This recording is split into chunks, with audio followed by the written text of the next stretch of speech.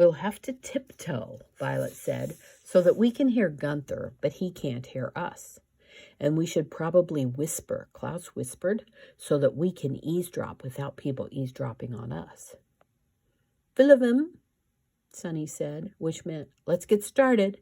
And the Baudelaires got started, tiptoeing down the first curve of the stairway and listening at the door of the apartment directly below the penthouse. For a few seconds they heard nothing, but then, very clearly, they heard a woman talking on the phone.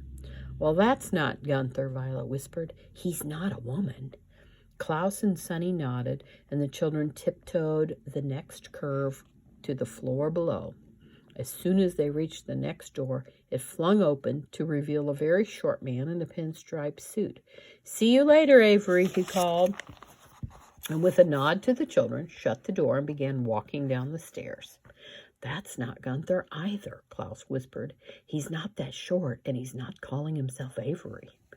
Violet and Sonny nodded, and the children tiptoed down the next curve to the floor below, They stopped and listened at the door and heard a man's voice calling out, I'm going to take a shower, Mother. And Sonny shook her head. Mimique, she whispered, which meant Gunther would never take a shower. He's filthy. Violet and Klaus nodded, and the children tiptoed down the next curve, and then the next, and plenty more after that, listening at each door, whispering briefly to one another and moving on. As they walked farther and farther down the stairway, they began to grow tired, and as they always did when making their way to or from the squalor's apartment. But this time, they had additional hardships as well.